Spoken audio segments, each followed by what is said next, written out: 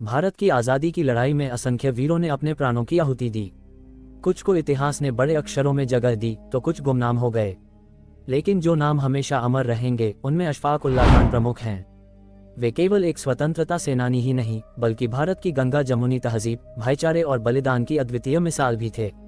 हिंदू और मुसलमान एकता के प्रतीक अशफाक उल्लाह खान ने 27 वर्ष की छोटी उम्र में हंसते हंसते मातृभूमि के लिए फांसी के फंदे को चूमा। अशफाक उल्लाह खान का जन्म 22 अक्टूबर 1900 को उत्तर प्रदेश के शाहजहांपुर जिले में हुआ। उनके पिता का नाम शफीक उल्लाह खान और माता का नाम मजरूनिस्सा बेगम था। परिवार मध्यवर्गीय था। बचपन से ही अशफाक पढ़ाई लिखाई में अच्छे थे और साथ ही वे साहित्य और शायरी की ओर भी आकर्षित रहते थे। उन्होंने अपनी शायरी के लिए उपनाम हसरत चुना। उनके लिखे हुए अशार में क्रांति की आग और देश प्रेम की लहरें साफ झलकती थीं। बचपन से ही उनमें अन्याय के प्रति विद्रोह की भावना थी।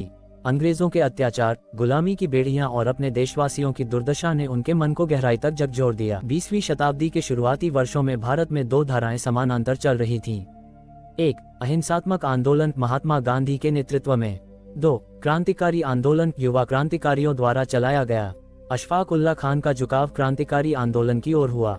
वे मानते थे कि अंग्रेज इतनी आसानी से भारत नहीं छोड़ेंगे, इसलिए आवश्यक है कि उन्हें ताकत और साहस के साथ चुनौती दी जाए। यहीं पर उनकी मुलाकात रामप्रसाद बिस्मिल से हुई। शाहजहांपुर में रहने वाले बिस्मिल पहले से ही हिंदुस्तान रिपब्लिकन एसोसिएशन HRA से जुड़े हुए थे। धीरे धीरे अशफाक भी इस संगठन का हिस्सा बन गए। अशफाक उल्लाह खान और रामप्रसाद बिस्मिल की दोस्ती भारतीय स्वतंत्रता संग्राम की सबसे पवित्र मिसाल है। बिस्मिल आर्य समाज से प्रभावित हिंदू क्रांतिकारी थे।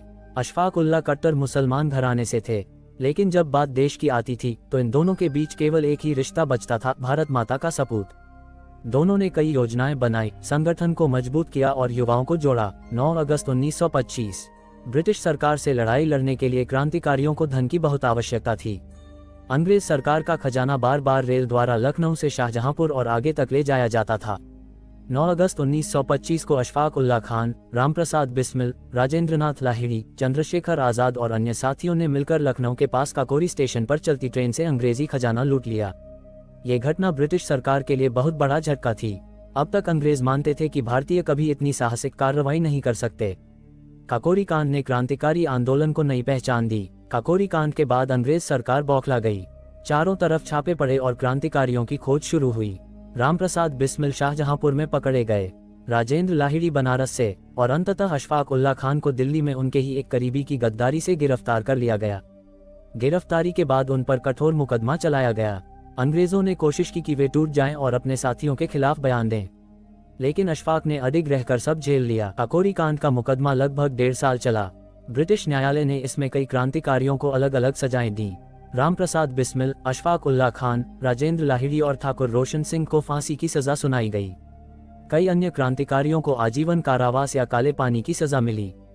जब अशफाक को यह खबर सुनाई गई कि उन्हें फांसी दी जाएगी तो उन्होंने मुस्कुराते हुए कहा, अल्लाह की जमीन पर अल्लाह का हुक्म चलता है, फिर अंग्रेज कौन होते हैं हमें डराने वाले।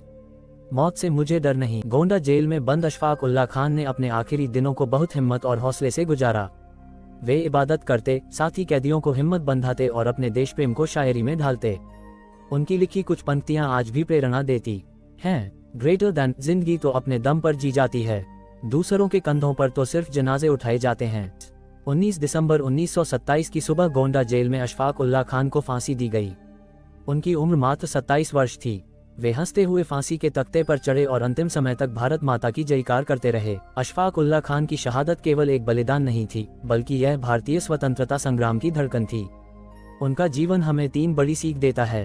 1, धर्म से ऊपर राष्ट्र। उन्होंने दिखाया कि भारत की आज़ादी की लड़ाई हिंदू मुसलमान एकता का प्रतीक थी। 2, साहस और बलिदान। छोटी उम्र में इतना बड़ा बलिदान इतिहास में अमर हो गया। 3, युवाओं की प्रेरणा। आज भी उनके विचार युवाओं को देश के लिए कार्य करने की प्रेरणा देते हैं। क्रांतिकारी अशफाक उल्लाह खान का जीवन भारत की स्वतंत्रता की उस गाथा का हिस्सा है जिसमें न तो भय था, न स्वार्थ और न ही कोई अलगाव। वे और उनके साथी बिस्मिल, आजाद, भगत सिंह, सुखदेव, राजगुरु सभी ने मिलकर उस मशाल को जलाया जिसने अंततः अंग्रेजों को भारत छोड़ने पर मजबूर कर दिया। अशफाक उल्लाह खान आज भी भारत के युवाओं के लिए हिम्मत, त्याग और भाईचारे की मिसाल बने हुए हैं।